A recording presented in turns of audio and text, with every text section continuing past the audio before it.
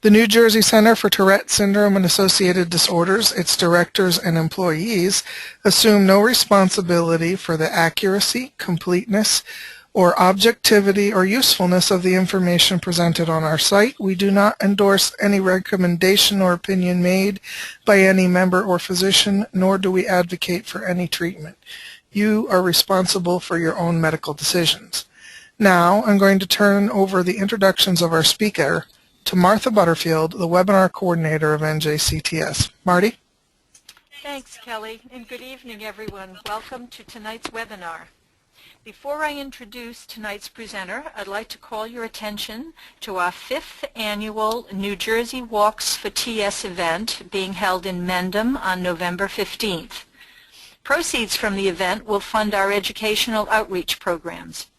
If participating in the walk is not possible, I urge you to log on to our website and make a donation in support of our educational programming. Now, without further delay, I'm pleased to introduce tonight's presenter, Dr. Tolga Taneli. Dr. Taneli received his doctorate in psychiatry and child and adolescent psychiatry at Mount Sinai Medical School in New York City and has been practicing in New Jersey since 2005. He is Assistant Professor of Psychiatry at Rutgers, New Jersey Medical School in Newark, where he is the Director and Training Director of the Division of Child and Adolescent Psychiatry.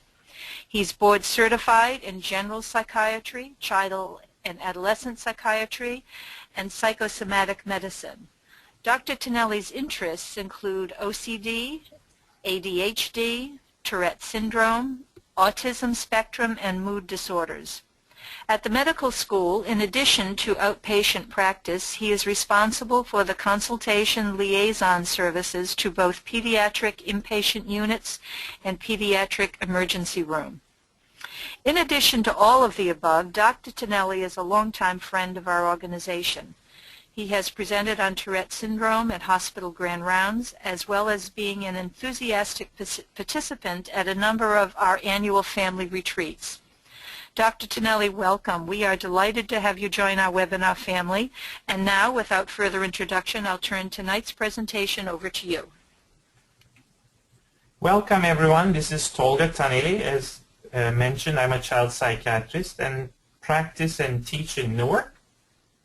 And without further delay, I'd like to talk a little bit about what I ended up calling trade secrets, by which I mean really good practices. And to kind of lay a little bit of a foundation for that, I want to talk about the drug approval process by the Food and Drug Administration. From there, I'd like to talk about how doctors pick and recommend medicines, and then finally how one collaborates with their colleagues. I do not want to lose sight of the larger picture, best described by Eugene A. Stead Jr. with the quote, "Taking care of patients is different from taking care of disease." Any practitioner who approaches disease or disorders from any angle would be well advised to have a good sense of the big picture, not just the illness, but also the health of the person. And while I do talk about a fairly limited area of care, I want you to be mindful that of the bigger picture of taking care of patients. Now, the Food and Drug Administration is the enforcer of federal laws that require pharmaceutical manufacturers to show that their products are safe and effective. And this process grants the maker, the manufacturer, the pharmaceutical company, the ability to market their medicines exclusively for a period of time. During that time, the medicine is sold by their brand name only. As much as every medicine, by the time of its release, has a generic name, it is not immediately available as a generic product. So once again, brand name protects the medicine to be manufactured or sold in the U.S. by others. Why is this so important? Well, A medicine would be considered a blockbuster drug if it has significant revenues, and the blockbuster drugs, the leading medicines produced by leading pharmaceutical companies, can generate billions of dollars in revenue. To give you a sense of numbers, the most profitable drug in the calendar year that just ended was Abilify, which reached sales of $6.9 billion. And Pfizer, the most profitable pharmaceutical company, made $22 billion in profits from $57 billion in sales in 1 year's time. There's a huge profit margin. It's about 42%. And the top 10 pharmaceutical companies average about almost 20% profit margins. So drug companies are really in this business to make money, among other altruistic objectives. But this is the proportion of money that is involved. In this process, there are several ways in which this protected time can be extended. And one of those is what's called pediatric exclusivity. A law called the Best Pharmaceuticals for Children Act grants manufacturers an extension of 6 months of pediatric exclusivity if they demonstrate the medicine is safe and effective in children. The impetus for the law, of course, was that children are not given medicines for which we don't have safety or efficacy information. And this extension, if you just divide 6.9 billion in half, will give you a sense of what kind of money is to be made for that company. But this becomes important when prescribing to children. Just to give you a sense of what it involves to have one blockbuster medicine, I'd like you to imagine that 5,000 to 10,000 compounds will be discovered in what's called the drug discovery process, from which only 250 will make it to preclinical trials, that there is some chance of working is at the point of preclinical trials. From that process, from the preclinical trials, which involve animal studies to see if they're toxic to animals or otherwise cause illness, come out only 5 compounds which will be tried in clinical trials, meaning humans will try it for particular illnesses. And from that process, only one medicine will survive, starting from roughly 5,000 to 10,000. So when all is said and done, several $100 million will be spent in that process, and it will take on average 16 years to get there. The FDA, the Food and Drug Administration, then approves the new drug for a particular indication. Indication means what was the medicine shown to be safe and effective for, and there need only exist one indication for a medicine to be sold. If you open the prescriber information, which is readily available really for all manufacturers online, you will see that indications are listed. Each company has an obligation to show just one indication. However, showing further indications may grant them additional time in protected status if the medicine also has not already gone into generic status, of course.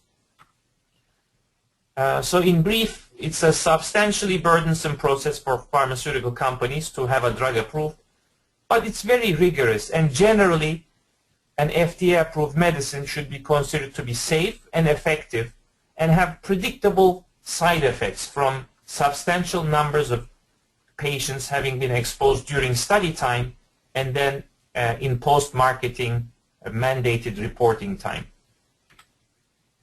So in effect, the gold standard for a medicine in terms of its efficacy is whether it is FDA approved or not. To be cautious, I'd like to point out for particular indications. And this process mandates other scientific best practices, and you will have heard, if not carefully considered, the term double-blind randomized controlled trial. This is the standard whether the medicine is to be tested for FDA purposes or otherwise independent researchers would like to show a medicine works or not. Well, what is a double-blind randomized controlled trial? A double-blind controlled trial is essentially a trial during which at least one group receives placebo and another receives medicine. Placebo is a sham treatment that attempts to best approximate the medicine. That the groups are randomly chosen, meaning once you have a group of patients that meet criteria, it is not based on the study designers or the physician's whim or wish or otherwise other factors, but it's randomized, usually by a small computer application, and to avoid any kind of bias from seeing, for example, beneficial effects that aren't there or disregarding side effects, the doctor and the patient are blinded. It is not clear or known to the doctor or the patient whether they're taking the sham treatment or the placebo, which allows for a degree of bias control.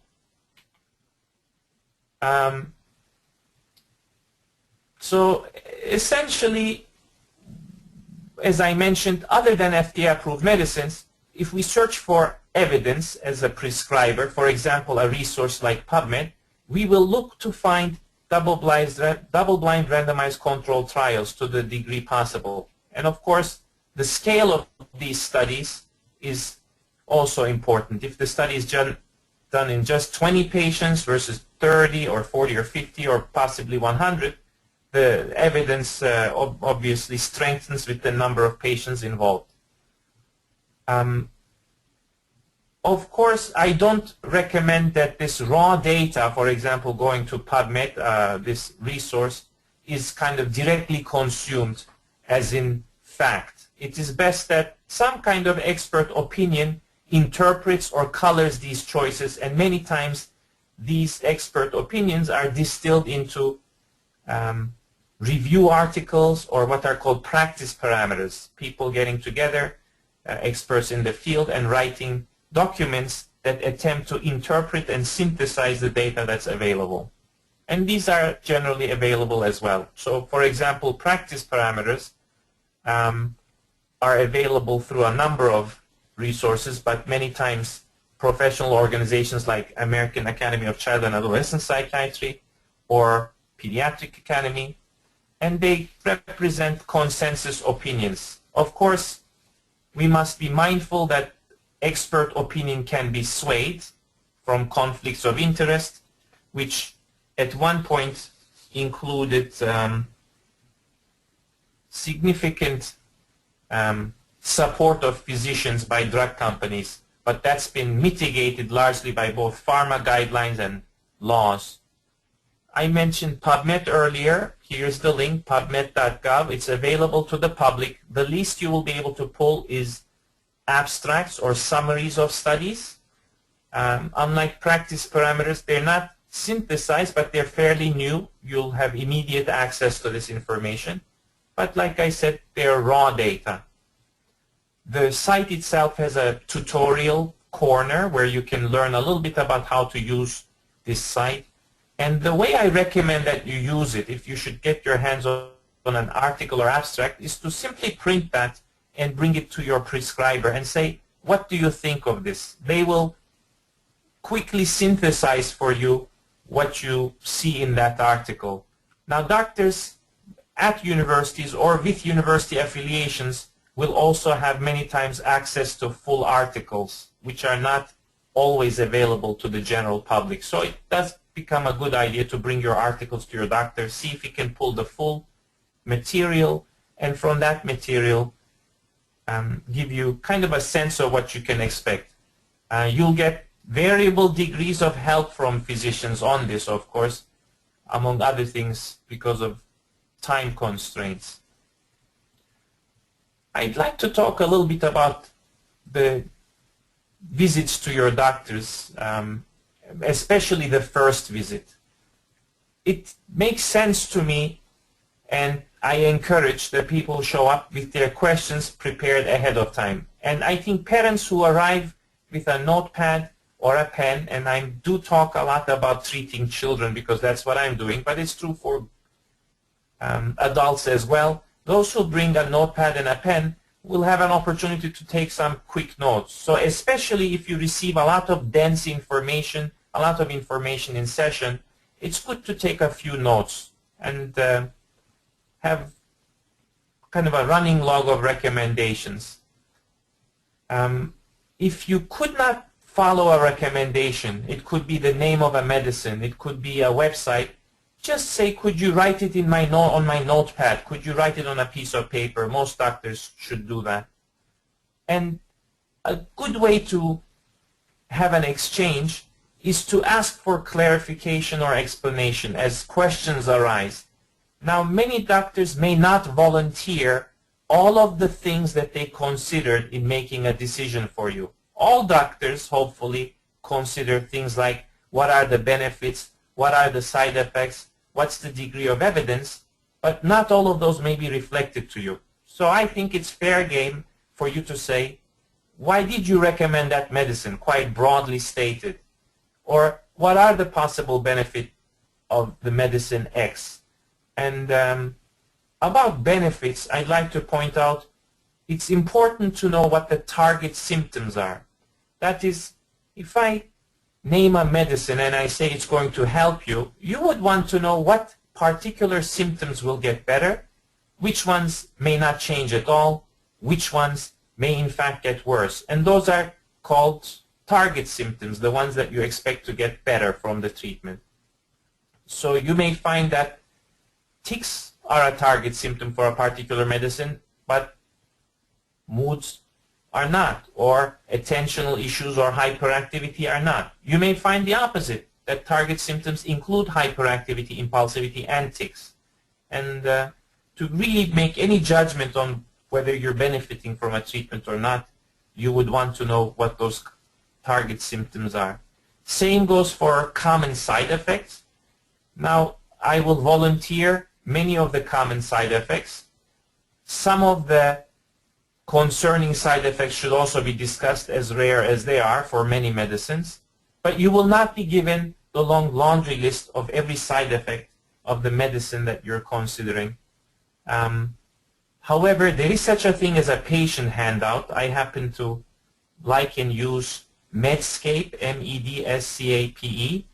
Medscape has a physician-specific login from which lay language patient handouts can be printed, and the beautiful side of it is that these are easily updated, so therefore they are up to date at the point that this information is pulled.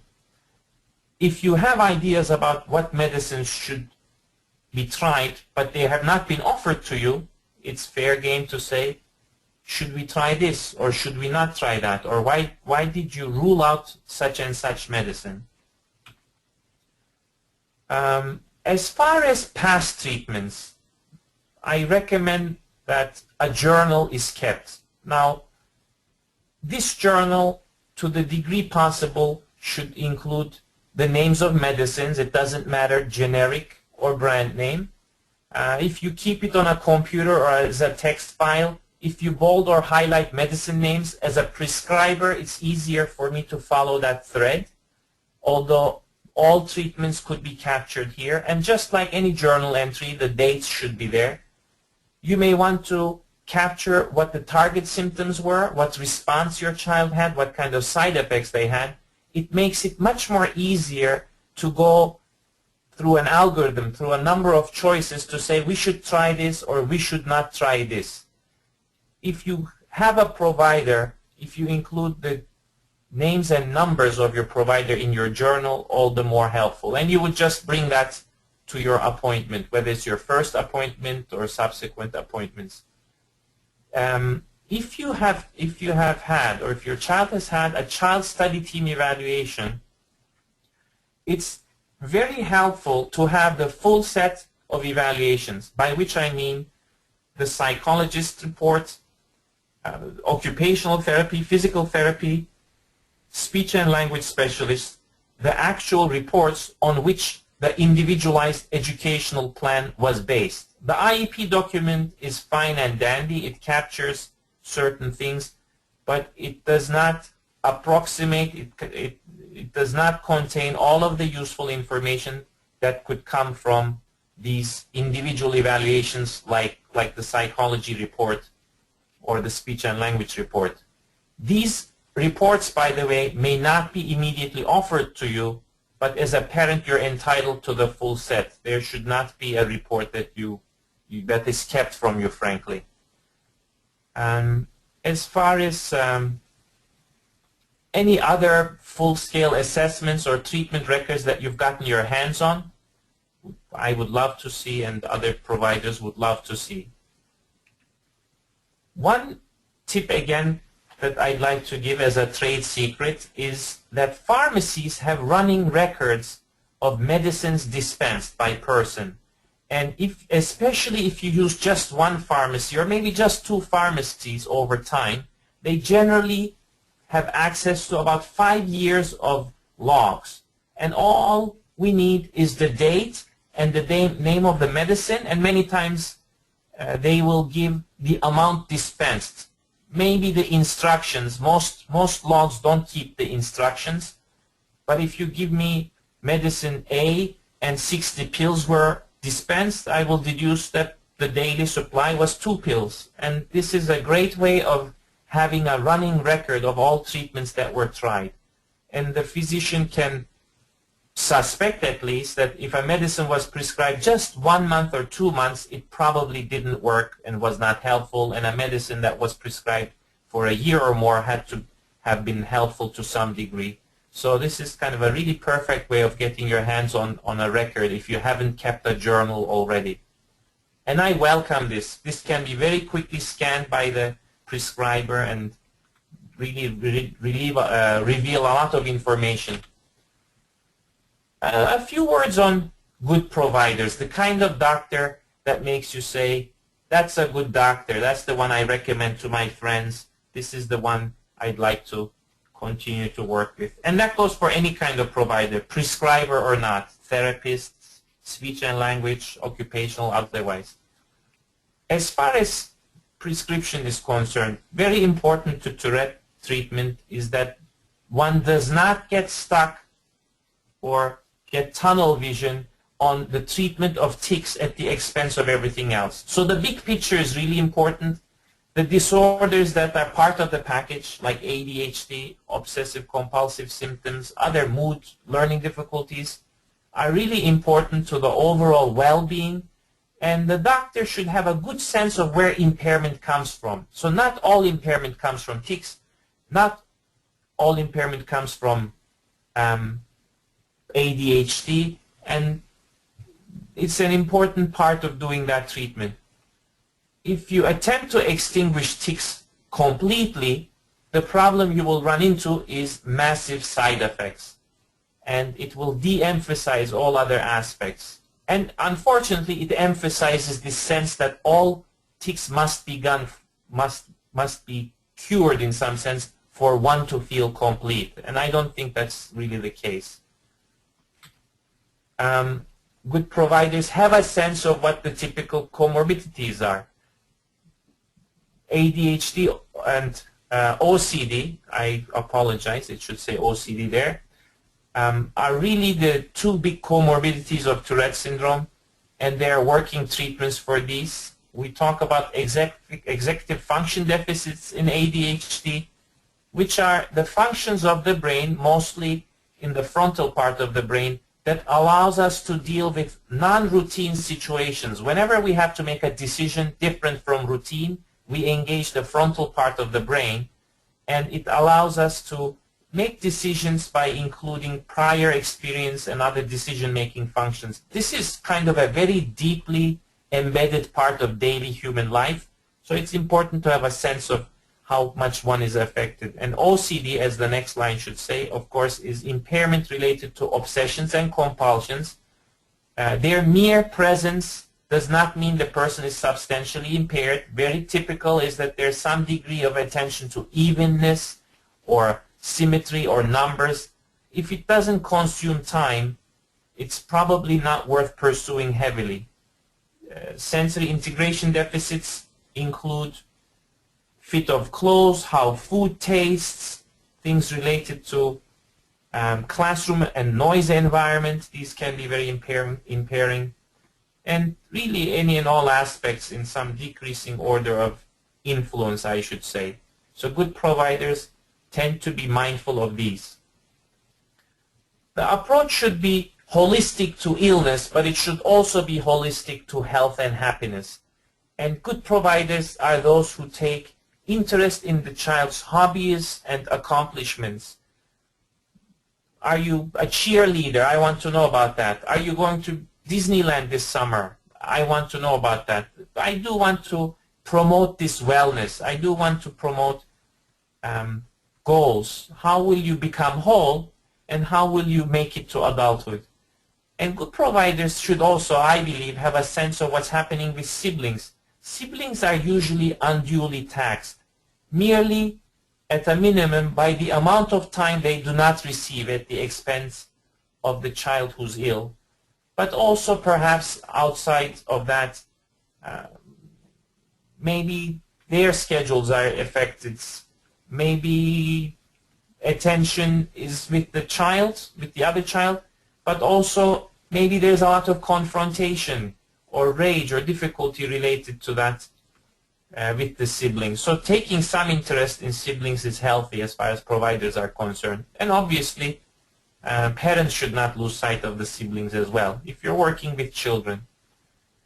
Enriching and fully realizing the child is part of growing up, and the provider should participate in that process as well.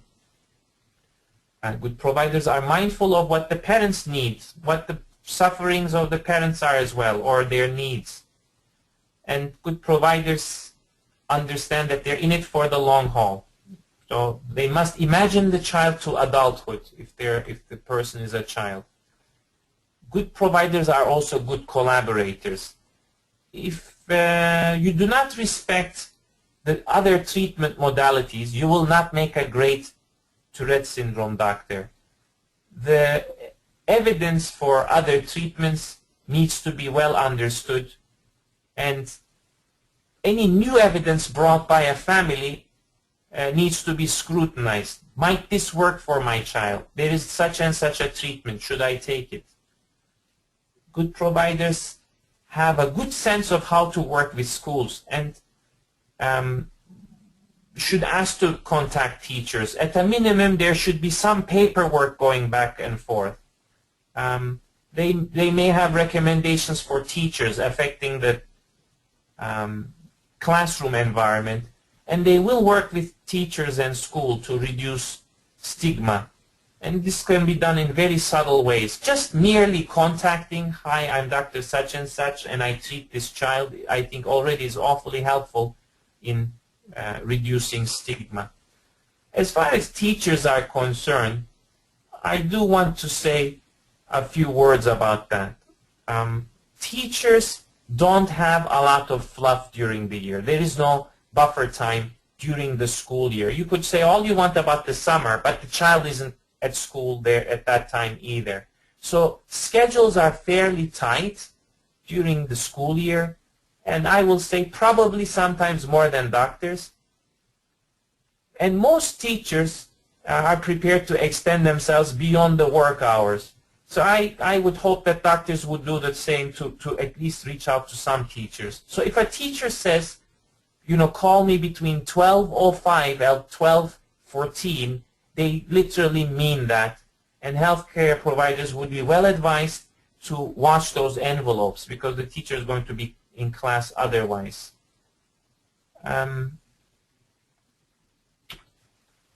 I want to put a plug in for the Tourette Syndrome Association, or the New Jersey Center for Tourette Syndrome, the sponsor of this webinar. They have been for many, many years, for the 9-10 years that I've been here, a great resource to families with Tourette syndrome in terms of the breadth of material they have, the breadth of material they have access to, the trainings and teachings that they've done statewide, and also really a referral list that's available that identifies providers of nearly every modality in nearly every community in New Jersey. And something similar is probably available through the USA, TSA USA, the Tourette Syndrome Association of America, if you're listening from out of state. In terms of Tourette syndrome resources, as far as New Jersey, this organization is really unmatched. In terms of continuing on the theme of collaboration,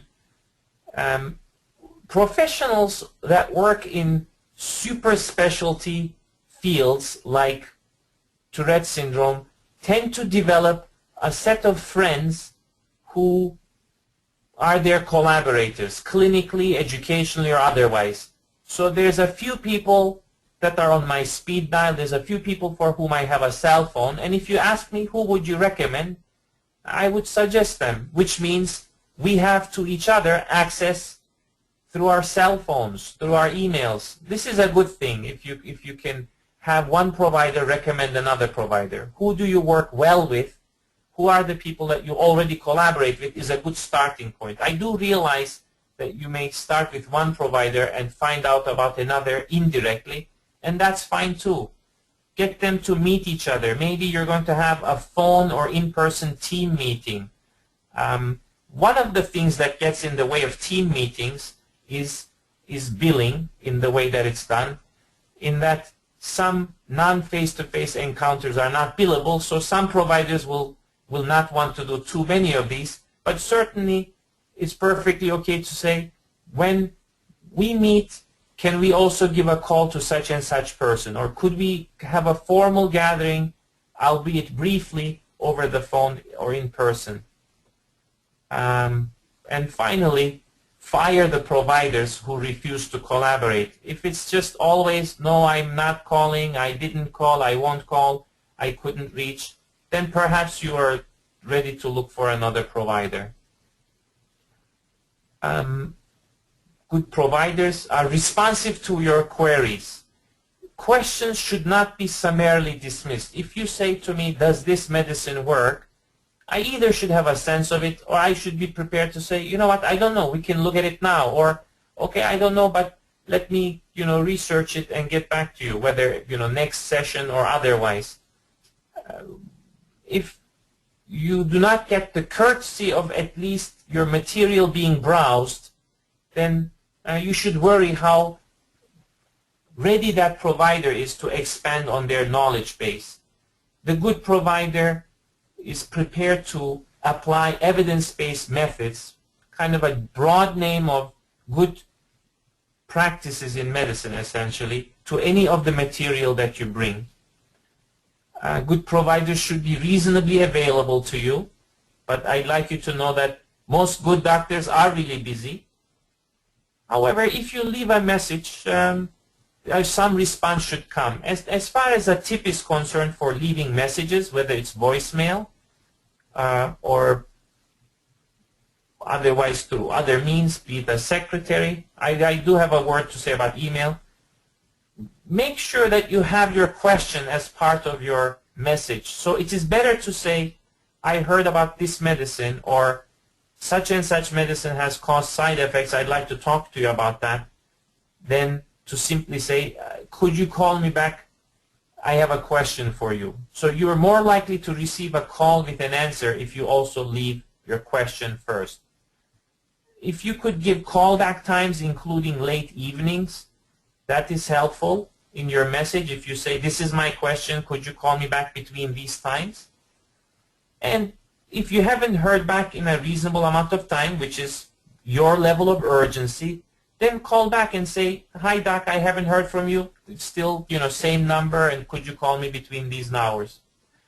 In terms of email, there is a lot to be said about that. Not every provider loves that idea because it's a breach of laws that relate to medical privacy, which have been elaborated in the HIPAA law. I'll talk to you about that in a moment, which then limits what information could be kind of sent electronically unencrypted. So our hospital will encrypt if I put a patient identifier, beyond, say, a first name or a last name, if I put a social security number or some medicine instructions, our system will send that message out encrypted, and you will receive a message that says you've received that message, you must create a login for such and such system and pull that message. Fairly cumbersome.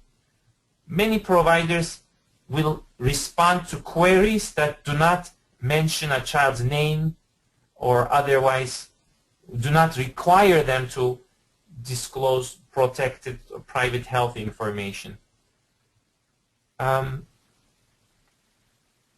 the degree possible, you should feel like you are this doctor's only patient for the time that is allotted to you. It should not be burdened by other calls. It shouldn't be that you can't reach.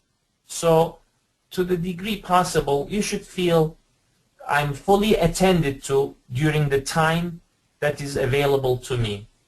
However, please accept our sincere apologies within reason when we say I got caught up in this, I had to take a call, or I was unavailable to you.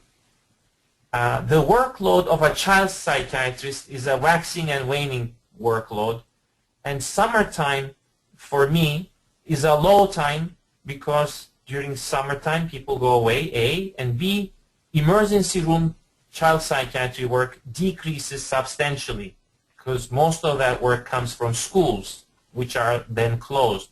So if you should be, again, a trade secret, if you should be offered an appointment kind of midsummer, take it, because you'll probably get some extra time. And you could ask to have a summer appointment as well. Many parents, of course, tell me, you know, we're going to go places, could we see you in September? That's fine too.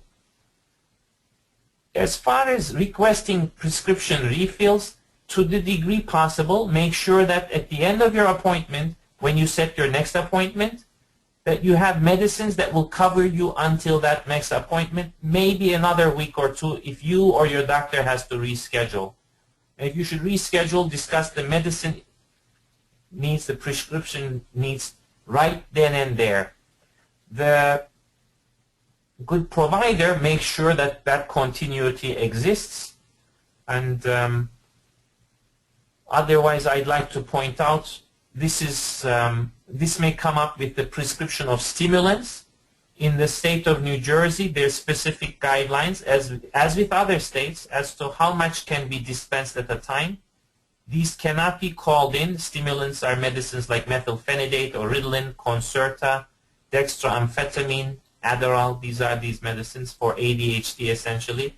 They cannot be called in. They cannot be faxed in. An original prescription must make it to the pharmacy, whether you pick it up in person or it's mailed to you or the pharmacy. And New Jersey explicitly allows its doctors to give 3 separate prescriptions for 1 month's pills at a time, dispensed on the same day. However, it must qualify a dispense after date. So if I give you 3 prescriptions on October 1st, that must say so, October 1st as the dispense date. And on each of those prescriptions, I would put a dispense after date, such as October 1st for the first prescription, which you don't have to specify. But for the second prescription, I might write October 25. And for the third one, I might write November 20 right on the prescription. And that's your way of getting 3 months of medicines in New Jersey. Similar allowances exist for other states, but you will not be able to dispense more than 3 months. And that's that. In terms of the big picture, many doctor visits are about illness, but promote wellness in your child. So as far as at home or the doctor's office, one of the things I suggest, find the activities in which your child shines. What are the things they love to do? If they love to play soccer, make a point of being there and cheering for them. It will create small but growing healthy moments, because there's so much time for conflict with a child with Tourette syndrome. Share the achievements with the doctor. Let them have a sense of the healthy child. Praise the child in front of the doctor for their achievements. Take just those few minutes. And if you have to substantially discuss some aspect of illness, ask for the child to be in the waiting area so they don't have this extended conversation. They don't witness this extended conversation about illness or symptoms. A word about HIPAA, which is the Health Insurance Portability and Accountability Act. It was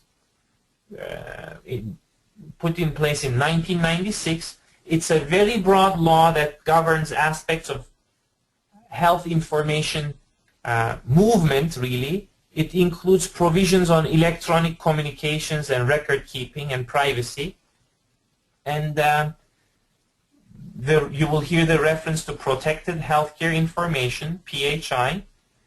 It was meant to do a lot of good, but I find one of the things that we ended up getting out of this law is an extreme paranoia of who speaks to whom. So one provider may say, I cannot acknowledge that this person is my patient. If you believe so, please send me an authorization. So kind of really going out of their ways with this. And of course, you don't want to breach because large penalties were put in place as well as a provider. But a trade secret, a tip is, especially when you have your first appointment with a new provider, say, allow me to sign authorizations for these people that you can fax to these providers so you can communicate with them. Kind of really takes time to try to do this after the fact, after you're gone from the appointment. And every provider has these requests for authorization forms, requests to communicate forms. And the phrase that I use is coordination of care. So what is the reason you want this authorization? Coordination of care. Put all of my providers on the same page. If you get this out of the way, you will have much less headache related to the paranoia of protected health information. There is a law called FERPA, the Family Educational Rights and Privacy Act, which is separate from HIPAA, but health records kept at schools and school records are subjected to this law as opposed to only HIPAA or HIPAA itself, which is related to health entities and billers and other entities that interface with healthcare entities. So you must understand that the movement of records from schools is governed by FERPA. There is a really detailed document I found online, and here's the link, that helps you understand how HIPAA and FERPA interact with each other, interface with each other. Of course, all families are entitled to substantial records from school, and you're most welcome to say to the school, I would like these records to be released to me.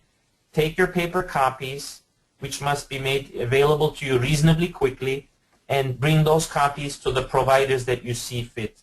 So definitely helpful to have access to things like the child study team records that I mentioned earlier, the raw assessment records, and the IEP as well. Child psychiatrists are very familiar with kind of looking at IEPs. You may say, this is 100 pages. That's another thing I'd like to add.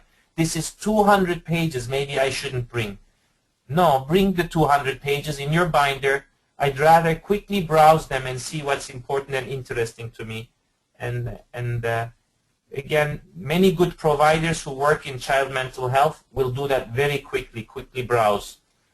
If your binder is summarily declined, be disappointed in that provider, frankly. You are owed a quick browse of any number of documents, I will say. So my pearl for today, among other things, is if there were no such thing as a side effect, there would be no such thing as a doctor, I say. And I mean it. That is, most medicines would simply be available on Walmart shelves, and you would go get them, and you would not need the opinion of a doctor. So the prescriber is necessary to both help you choose what medicine might work, but many times also to manage and understand side effect implications. And better said by William Shakespeare, within the infant rind of this small flower, poison hath residence and medicine power, which is spoken by Friar Lawrence, who's the father of Romeo, who creates the concoction that Juliet drinks to appear temporarily dead. And of course, in that story, Romeo ends up believing that Juliet has died and ends up dying himself. So that said, we must really understand medicines as a two-edged, double-edged sword and use the expertise of the prescriber in deciding what might be the best balance of expected benefits and side effects. And that concludes my presentation, and I welcome your questions. Okay, Doctor, thank you. I have a number of questions, and we're going to launch into them right away.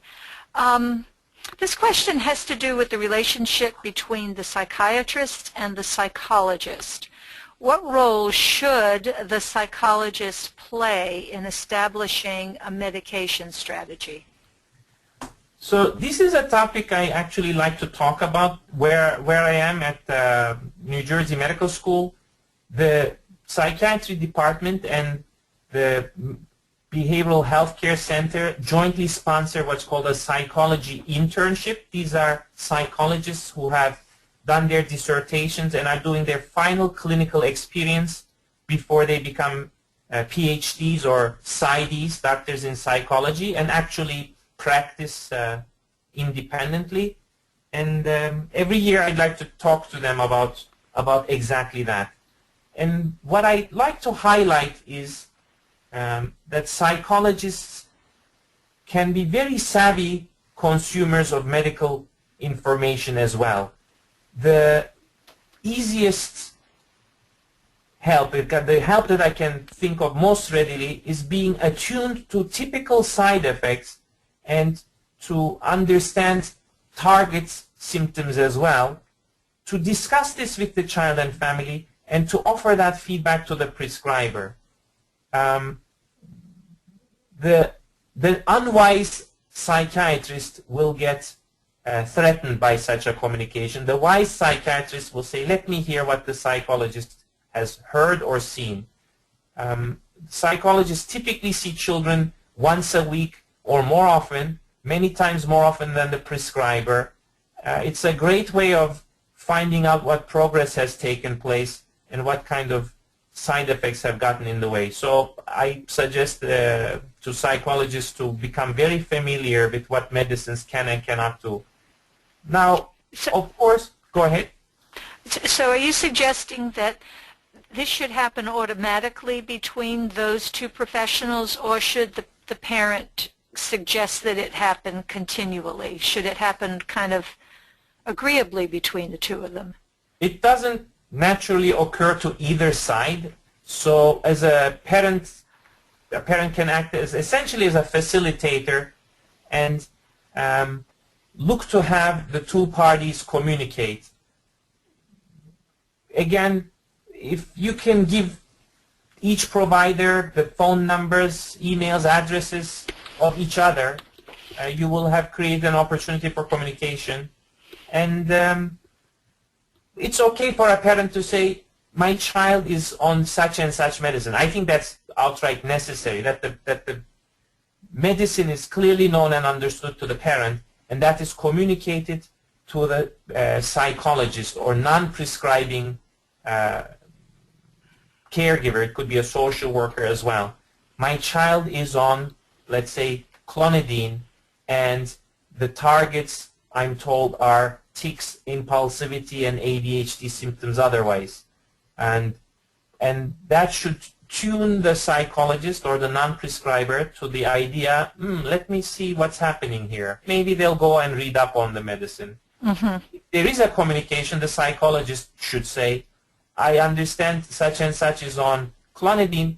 Doctor, could you tell me what I can expect in terms of target symptoms and side effects? And if I see them, would you like me to call you? I think that's fair game, and I think no offense should be taken, by prescribers from such communications. I agree with you. I think that's a very smart psychologist. Next question, I don't want to kind of come out of the blue with this one. So if you're not in a position to answer it right now, then that's fine. We could cover it on the blog. But I'd like to ask it here because I think it's kind of pertinent. So this is a question about what is now a 13-year-old. The parent says that this child was potty trained since he was 2 without incident. It's always been okay. But started Prozac in the spring, and since then, since early summer, has had bedwetting incidents frequently. Do you know, is this a side effect of Prozac in your experience? Can you talk about that at all? Are you familiar with anything like that? Well, I will say I have not run into this, but I don't want to dismiss it as a possibility. So really any medicine can do anything. I think I do want to know if other medicines are on board. It's a rare side effect of Risperdal. Risperdal tends to be used for ticks, and I will say in that sense it's a possible side effect. Now Prozac does cause some effects on a hormone that regulates kind of salt and water retention, and so there's a syndrome of inappropriate release of that hormone that comes with Prozac, and that may affect kind of water balance and salt balance. Let's say I have not run into it. It's fairly easy to look up if it's among the common side effects, and in fact I'm quickly doing that now.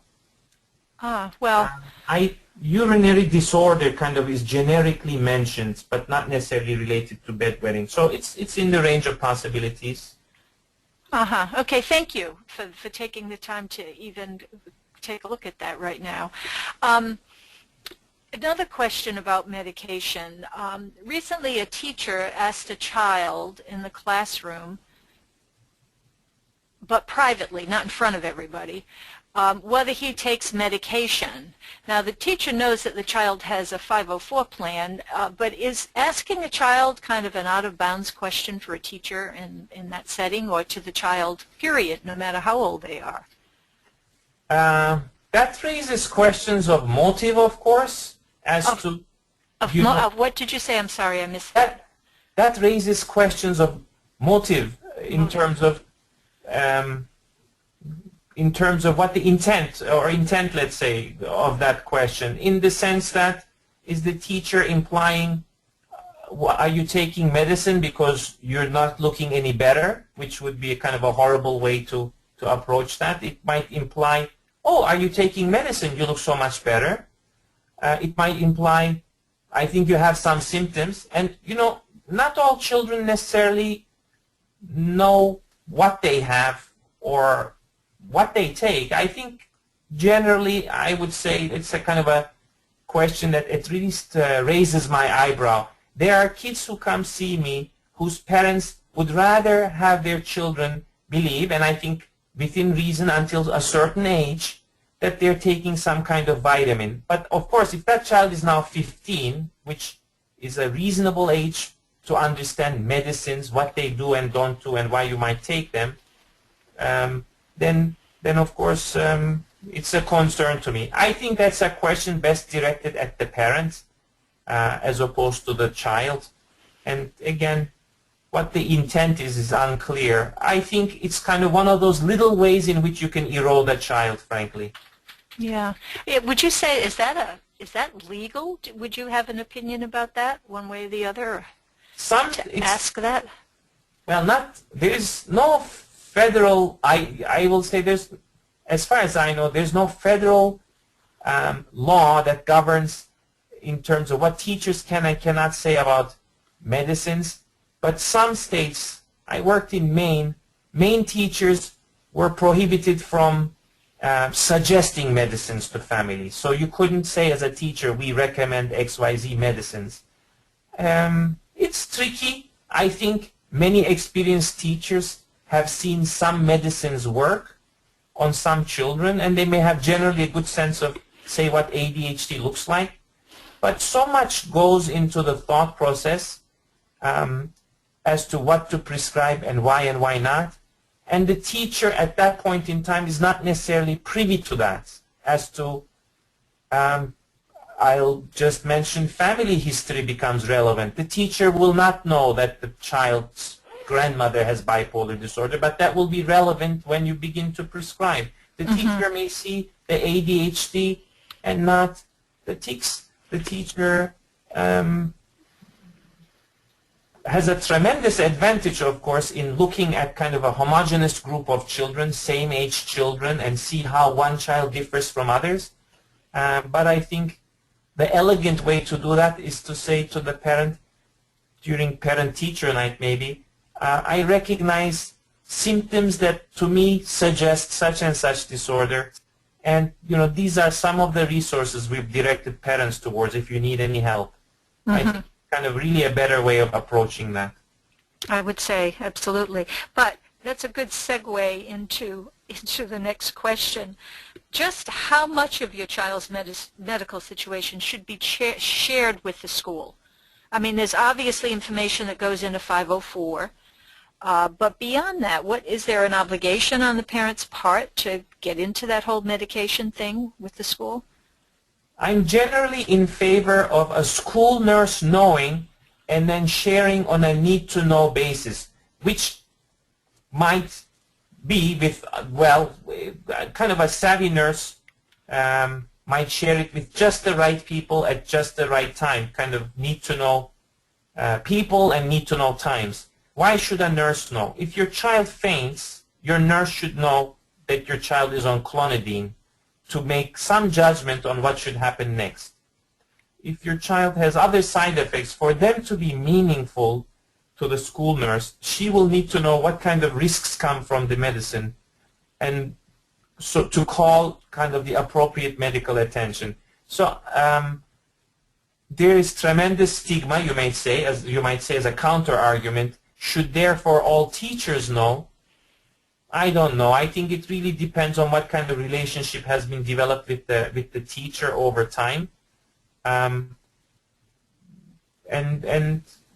if the teacher is adequately prepared and trained and understands what the disorder is and its treatments are, most teachers, I would hope, can digest that information without kind of making it a detriment to the child. Okay.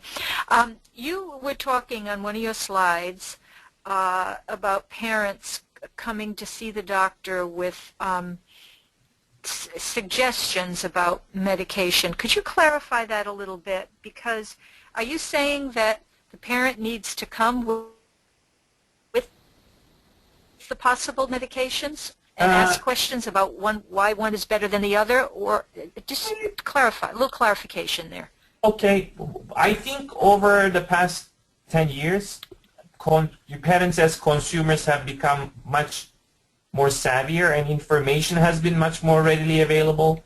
Pharmaceutical companies could not directly market to patients for a long time. That is, they could only market to prescribers, and you will know that that has changed. Everybody has seen some commercial about a medicine to reduce cholesterol, a medicine to help at bedtime for adults, or some other. So that direct marketing has not been the case beforehand. So consumers have become savvier. Parents talk to each other. I think it's reasonable to hear medicines and have ideas. Of course, I don't see it necessary or expect parents to kind of bring a list of medicines and say, can you consider these?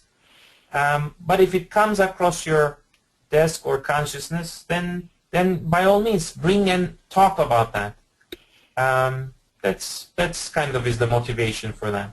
Okay, all right, thank you.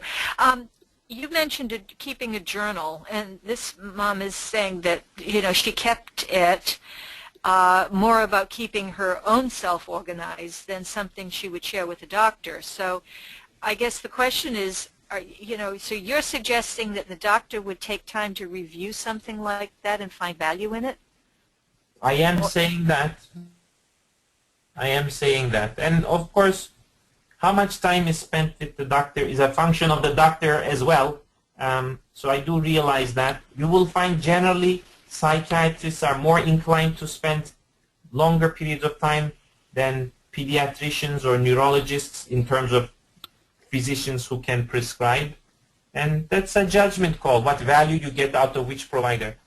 I feel that I can quickly browse, and I feel that parents don't hopefully take offense if I browse through material fairly quickly. But I feel that there's some value, whether it's a journal that's, say, typed up, or treatment records, especially assessments, psychological testing.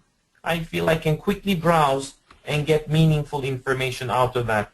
And I don't think it's burdensome. I think the burden is not knowing what is captured in those documents. Okay, thank you. Question about ticks, since we are the TS organization. When treating ticks, is it better to try and treat the simple one or the one that's the most problematic? All right. So is there any rule of thumb about that? The general rule of thumb as far as medicines is concerned, and I'll talk about habit reversal then in that case as well. As far as medicines is concerned, the general rule of thumb is that all ticks are likely to respond similarly to tick medicines, in that you can expect a reduction in both vocal ticks and motor ticks. Or if you talk about motor ticks, you can expect a reduction in both facial or truncal ticks.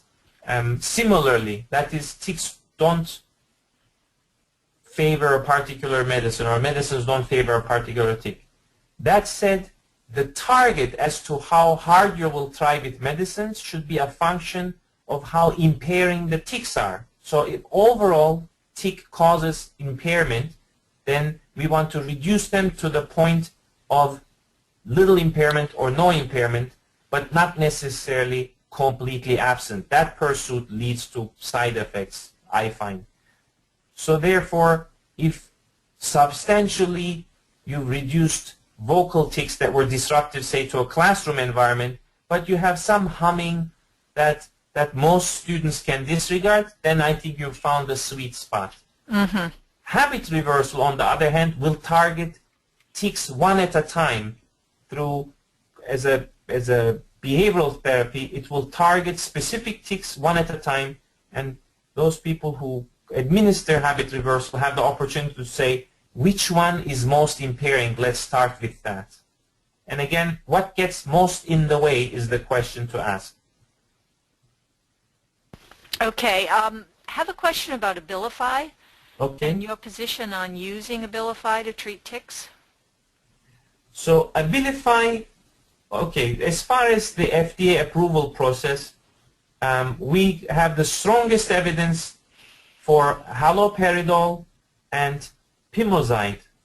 Now, both of these medicines have their share of side effects, and pimozide particularly difficult when there are comorbidities or associated or affiliated disorders, because it tends to interact with a lot of other medicines. So pimozide is a very effective tick medicine. It has a particularly nasty cardiac side effect, and drug interaction makes it very difficult to use. So you may not want to use the most likely to work medicine in some instances.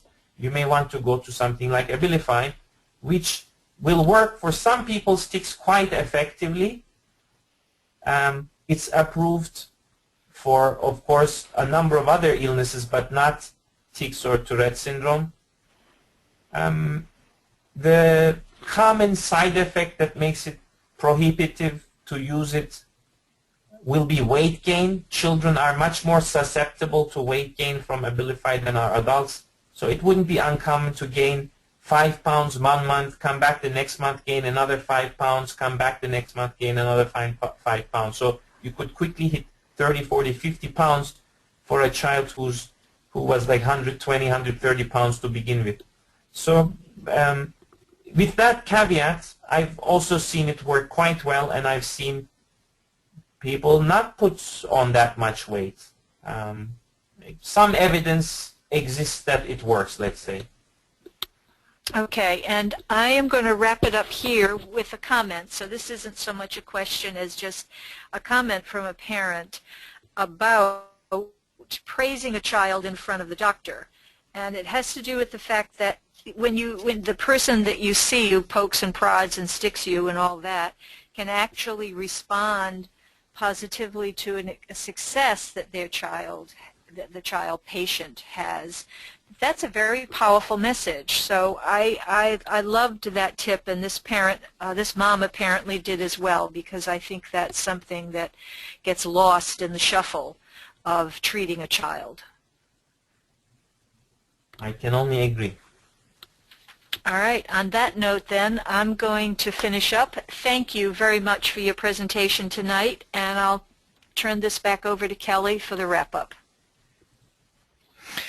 Thank you for joining us on our webinar on Trade Secrets of a Tourette Syndrome Doctor. There is an exit survey which we need everyone attending to fill out.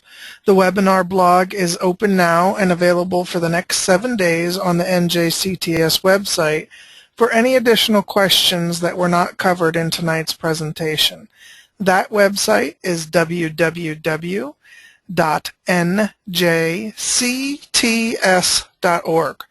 Also, an archived recording of tonight's webinar will be posted to the website. Our next presentation, Mental Health Issues in Today's Asian American Community, will be presented by Dr. Andrew Lee and is scheduled for next Wednesday, October 8th, 2014. This ends tonight's webinar. Thank you, Dr. Taneli, for your presentation, and thank you, everyone, for attending. Good night.